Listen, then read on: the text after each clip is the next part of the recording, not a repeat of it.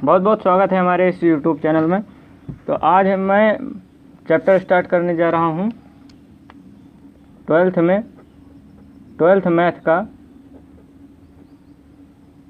Chapter number 1।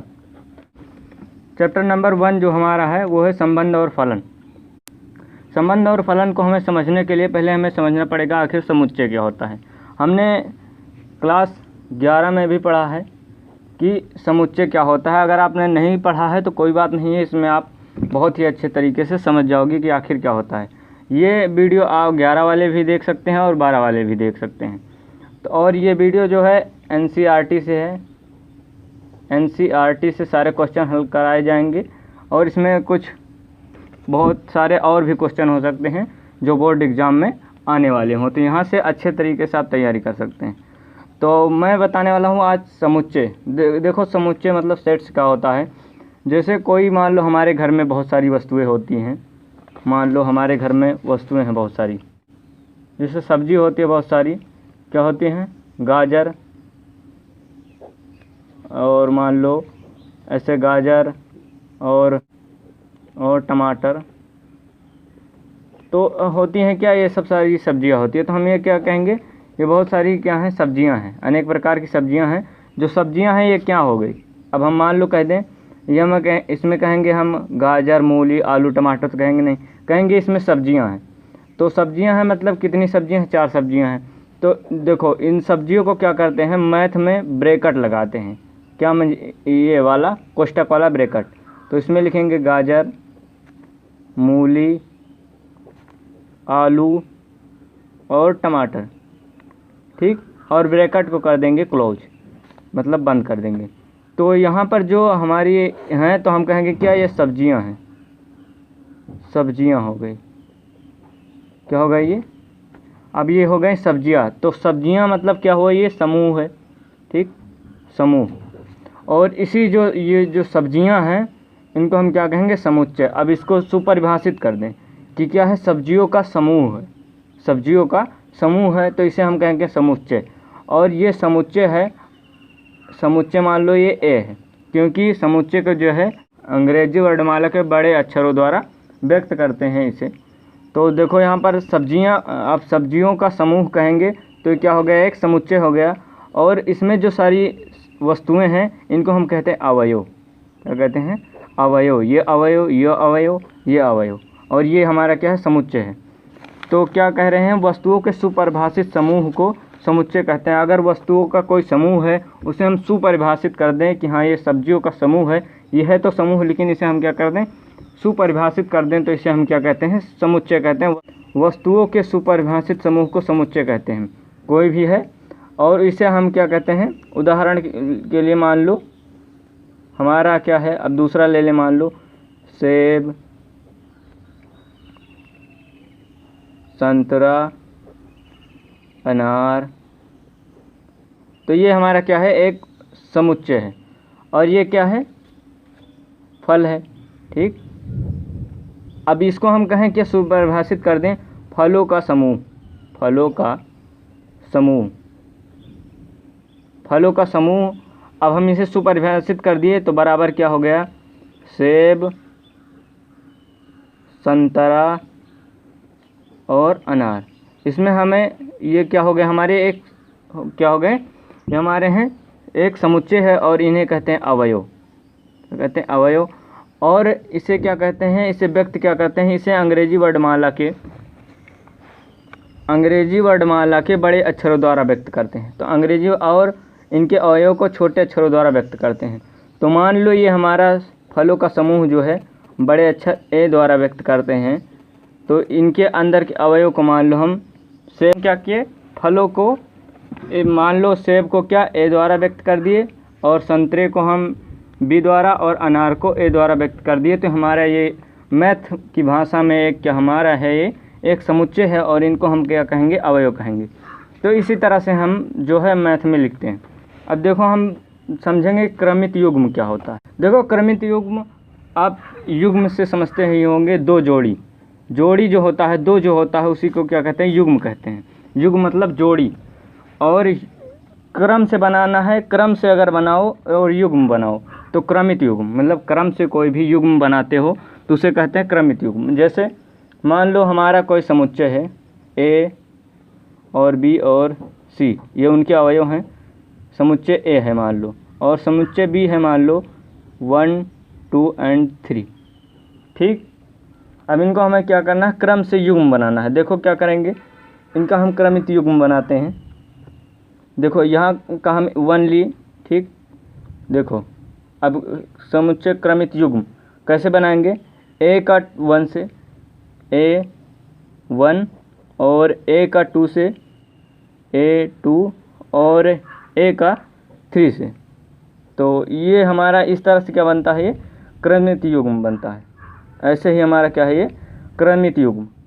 और उसके बाद ऐसे ही जो बनता है इसको हम क्या कहेंगे, एक क्रमित युग्म है। अब देखेंगे हम एक कार्तीय गुणन। कार्तीय गुणन मतलब ए क्रॉस बी जो होता है या ए क्रॉस सी जो होता है। मान लो यही हमारे समुच्चय हैं, या मान लो, तो उनको क्या करना है, ए क्रॉस बी करना है। ए क्रॉस बी मतलब देखो ए के जो अवयव हैं, ए के अवयव को बी के अवयव के साथ लिखना है।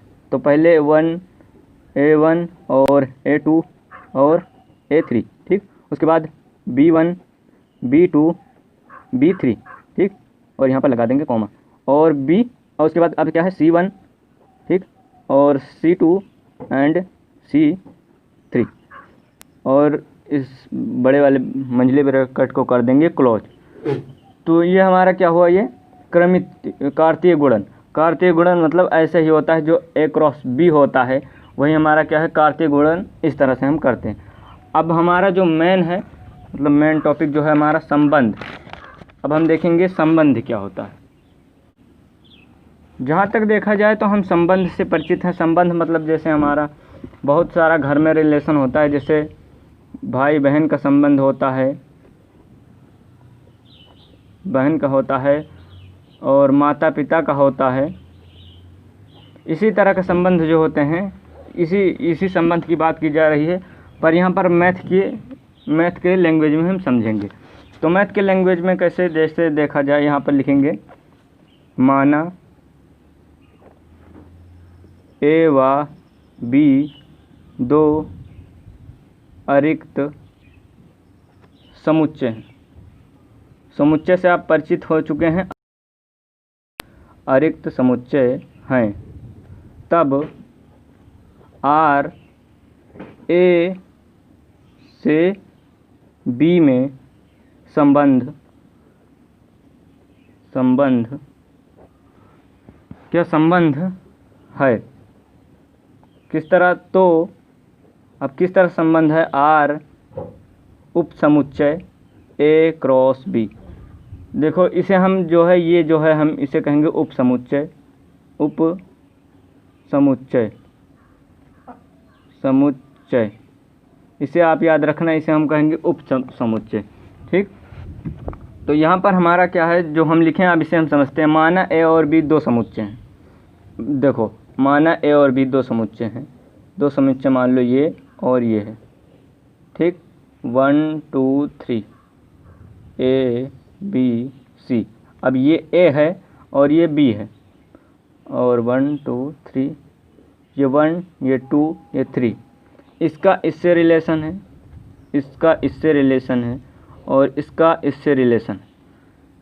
तो ये हमारा यही दर्शाना चाहता। अब इसका संबंध क्या होगा, क्या संबंध। देखो ए का मतलब ए का 1 से संबंध है, बी का 2 से, और सी का 3 से संबंध है। इसी संबंध को दर्शाया गया आर उप समुच्चय ए क्रॉस बी। मतलब आर जो है ए क्रॉस बी के क्या है, उप समुच्चय है। आर जो है ए क्रॉस बी का उप समुच्चय है।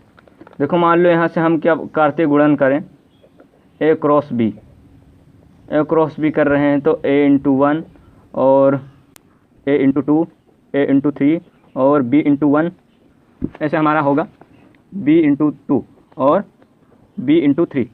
उसके बाद सी इंटू 1 सी इंटू 2 सी इंटू 3, ठीक। और इसका संबंध किससे किससे है, देखो अब संबंध इससे है, और बी और 2 B2 इससे है, और C3 इससे है। तो हमारा आर क्या निकल के आया, ये और मतलब ए क्रॉस बी में क्या है, संबंध जो आर है वो ए क्रॉस बी में उपस्थित है, उप समुच्चय है, उपस्थित है। तो यहाँ से क्या 1 2 3 ये तीनों क्या हैं हमारे, ये उपस्थित हैं कि नहीं है। तो यहाँ से इसी तरह से हमारे क्या होते हैं, संबंध होते हैं। संबंध को हमें समझना है बहुत ही अच्छी तरीके से, नहीं तो आगे आपको बहुत दिक्कत होगी। अब हम देखेंगे प्रांत। क्या प्रांत,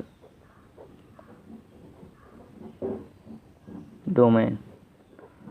तो प्रांत क्या होता है, प्रांत जो होता है देखो आर का प्रांत आर का प्रांत जो होता है, कैसे लिखेंगे हम आप आर के प्रांत को।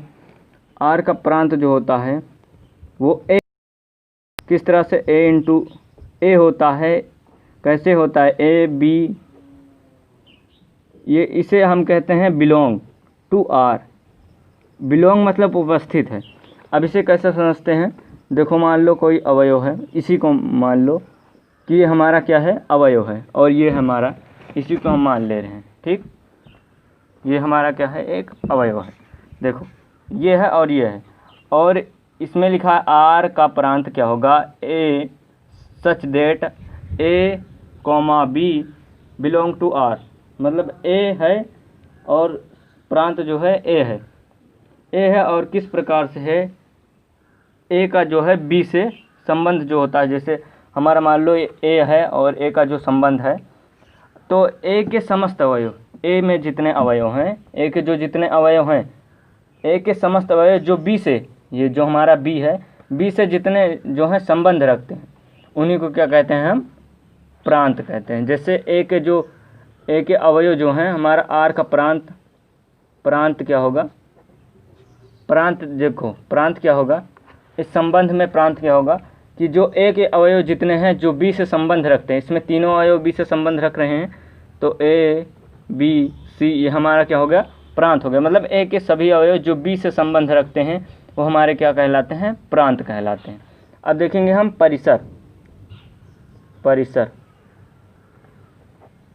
परिसर क्या होता है।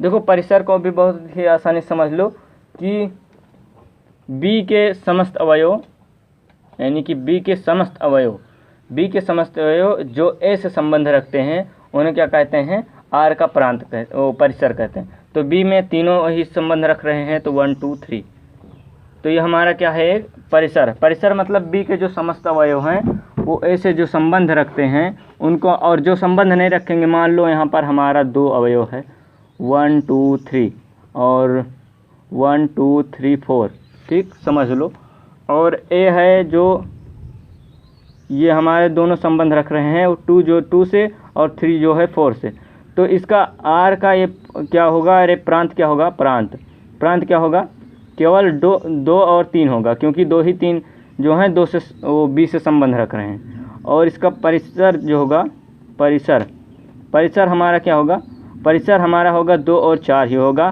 क्योंकि बी के जो अवयव हैं वो केवल 2 4 ही हैं जो ए से संबंध रख रहे हैं। तो इस तरह से हम इसे समझते हैं, ठीक। तो परिसर में हम क्या लिख देंगे, परिसर में लिखते हैं आर का परिसर जो होता है वो बी होता है। मतलब जो दूसरे अवयव जो जैसे हम लिखते हैं ब्रैकेट में 1 2 इस तरह से लिखते हैं, तो उसमें वो जो है दूसरा होता है, मतलब बी होता है, ए और बी में से जो है बी होता है, क्या होता है, बी होता है, और वो जो है संबंध रखता है आर से। जो इसमें हैं वो बी जो हैं, बी के जो अवयव हैं जो ए से संबंध रखते हैं उन्हें क्या कहते हैं, परिसर कहते हैं। बी के समस्त अवयव जो ए से संबंध रखते हैं उन्हें क्या कहते हैं, हम परिसर कहते हैं, ठीक। अब सह प्रांत देखेंगे, सह प्रांत क्या होता है, को डोमेन। देखो तो बी के समस्त अवयव सह प्रांत कहलाते हैं। बी में जितने अवयव हैं, मान लो यहाँ पर कोई 1 और 2 1 4 3 1 5 और 6, और ये जो है इससे रिलेशन है, और ये हमारा ए है समुच्चय, और ये समुच्चय हमारा क्या है, बी है। तो अब इसका सहप्रांत क्या होगा, तो बी के समस्त अवयव सहप्रांत कहलाते हैं। बी में जितने अवयव हैं तो आर का प्रांत सहप्रांत क्या होगा, सहप्रांत इजिकल टू ब्रैकेट में 1 to 5 तो 1 5 and 6 मतलब आर के जो हैं वो बी के समस्त अवयव क्या कहलाते हैं, सहप्रांत कहलाते हैं। ठीक, तो इस वीडियो में बस इतना ही। अगर ये वीडियो पसंद आई है तो इसे शेयर ज़रूर कर देना और साथ ही चैनल को सब्सक्राइब कर देना। और अगर वीडियो पसंद आई है तो कमेंट कीजिए कि हाँ पसंद आई है नहीं पसंद आई है, और किस बारे में आपको वीडियो चाहिए ये आप कमेंट करिए, हम ऐसे ही वीडियो बनाते रहेंगे।